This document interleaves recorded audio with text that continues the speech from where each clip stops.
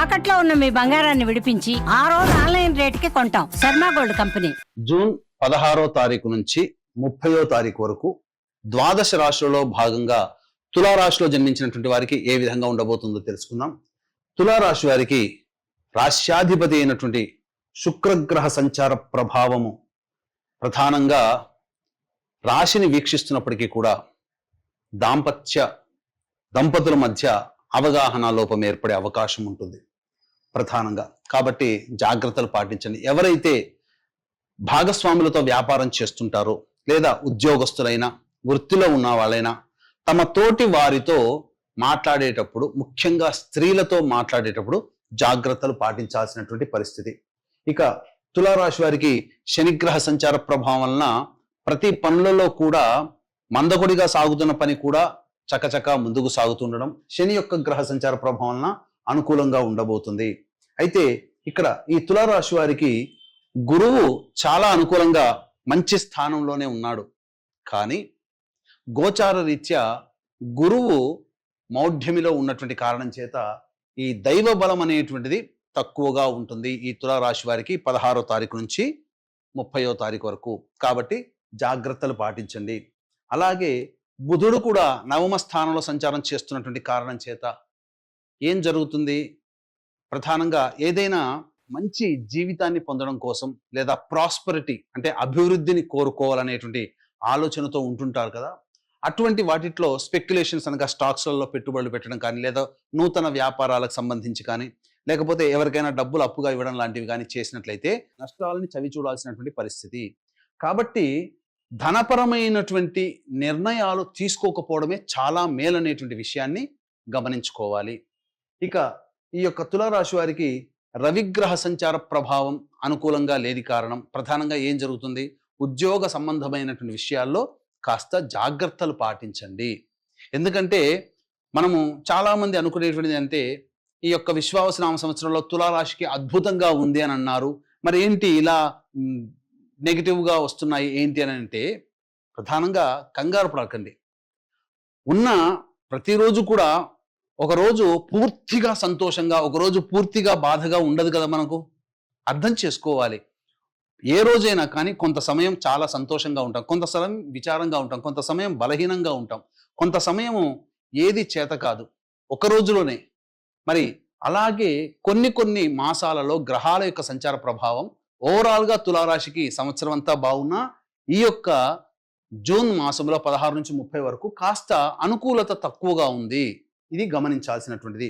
అయితే ప్రధానంగా బుధుని యొక్క సంచార ప్రభావము మారుతున్నటువంటి కారణం చేత 23వ తారీఖు తర్వాత నుంచి అనుకూలంగా ఉండబోతుంది. ఏం జరుగుతుంది, రాని బాకీలు వసూలు అవ్వడం 23వ తారీఖు తర్వాత, అలాగే ధనపరమైనటువంటి సమస్యలు తీరడం, ఇవన్నీ జరుగుతాయి. ముఖ్యంగా అనారోగ్యం నుంచి బయటపడతారని చెప్పవచ్చు. ఇక కుజగ్రహ సంచార ప్రభావం, కేతుగ్రహ సంచార ప్రభావము ఈ యొక్క తులారాశి వారికి పెట్టని కోటలాగా చాలా బలాన్ని ఇస్తుంది. కాబట్టి ఏతవాత చూసుకున్నట్లయితే శని, రాహువు, కుజుడు, కేతు గ్రహాలు సంపూర్ణముగా యోగిస్తూ శుక్ర, గురు మరియు బుధుడు 23వ తారీఖు వరకు, అలాగే రవిగ్రహం అనుకూలంగా లేని కారణం. ఈ కారణం చేత ప్రధానంగా ఏదైనా కానీ మొండి పట్టుదలతో మీరు ముందడుగు వేస్తారు అన్ని విషయాల్లో. మరీ ముఖ్యంగా దైవానుగ్రహాన్ని పొందే ప్రయత్నం చేస్తే నవగ్రహాలు మీకు అనుకూలంగా ఉండబోతాయి. కాబట్టి దైవానుగ్రహాన్ని పొందే ప్రయత్నం తప్పక చేయండి, మానకండి, దైవ ఆరాధన చేయండి. ఇది ఒక్కటే పరిష్కార మార్గంగా చెప్పొచ్చు. ఈ యొక్క రాశిలో జన్మించినటువంటి స్త్రీలకి ప్రధానంగా తోటి స్త్రీలతోనే అవమానాలు ఎదుర్కొనే అవకాశాలు గోచరమవుతున్నాయి. కాబట్టి జాగ్రత్తలు పాటించండి. డబ్బు విషయాల్లో లేదా గ్యారంటీదారుగా ఉండేటువంటి విషయాల్లో మీ పేరు మీద ఏది ఉండకుండా చూసుకోండి. ఎందుకంటే అది భవిష్యత్తులో మీకు అపజయాలు లేదా ఇబ్బందులు కొని తెచ్చేటువంటి అవకాశం ఉంటుంది. అప్పటి వరకు మిమ్మల్ని గొప్పగా కీర్తించిన వాళ్ళు, గొప్పగా పొగిడినటువంటి వాళ్ళు, గొప్పగా మిమ్మల్ని చక్కగా ఆదరాభిమానాలతో చూసుకున్నటువంటి వాళ్ళు ఈ యొక్క 16 నుంచి 30 తారీఖు మధ్య వారి నుంచి స్పందన కొరవడుతుంది. కాబట్టి జాగ్రత్తలు పాటించండి. ఇక మరీ ముఖ్యంగా వివాహానికి సంబంధించి మహిళలకి వివాహ సంబంధాలు తర్వాత చూసుకోవడమే చాలా మేలనేటువంటి విషయం గమనించుకోవాలి. ఇక ఓవరాల్గా చూసుకున్నట్లయితే ఈ రాశిలో జన్మించినటువంటి మహిళలకి సాధారణమైనటువంటి ఫలితాలే ఉంటాయి. అయితే ఓవరాల్ గా ఈ యొక్క తులారాశిలో జన్మించినటువంటి వాళ్ళకి విద్యా సంబంధముగా 23వ తారీఖు తర్వాత వచ్చేటువంటి ఫలితాలు శుభంగా ఉంటాయి.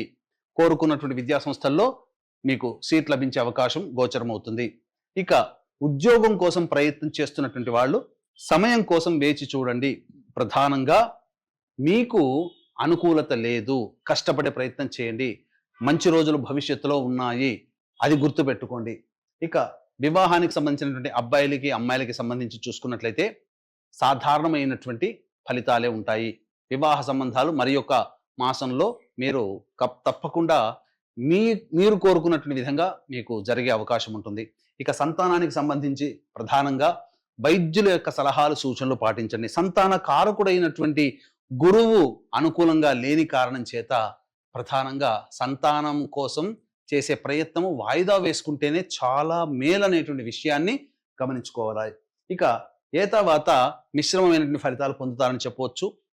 ఇక ఈ యొక్క తులారాశిలో జన్మించినటువంటి వారికి 16 నుంచి 30వ తారీఖు వరకు రోజువారీ కార్యక్రమాల్లో ఏ విధంగా ఉండబోతుందో తెలుసుకుందాం. వీక్షించేటువంటి ప్రేక్షకులకి గమనిక, ఈ యొక్క జూన్ 21వ తారీఖు రోజున ఏకాదశి మరియు అశ్విని నక్షత్రం కలిసినటువంటిది, అద్భుతమైనటువంటి రోజు. కాబట్టి ఈ రోజున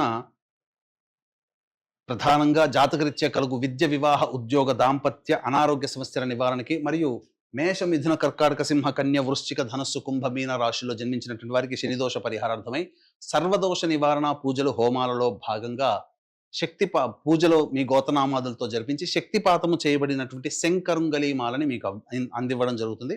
అవకాశం ఉన్నటువంటి వాళ్ళు కార్యక్రమ తదనంతరం కాంటాక్ట్ చేసి పూర్తి వివరాలు తెలుసుకోవచ్చు. ఇక చూసుకున్నట్లయితే ఈ యొక్క తులారాశి వారికి 16వ తారీఖు రోజున వాహనాన్ని నడిపేటప్పుడు జాగ్రత్తలు పాటించాలి. ప్రధానంగా గృహోపకరణాలు మరమ్మతులకు ఎక్కువగా ఖర్చులు అవుతాయి. తల్లిగారి ఆరోగ్యం పట్ల శ్రద్ధ వహించాలి. 17, 18వ తారీఖుల్లో చూసుకున్నట్లయితే మనస్సు చికాకుగా ఉంటుంది. ఏ పని చేయాలన్నప్పటికీ కూడాను ప్రశాంతత ఉండదు.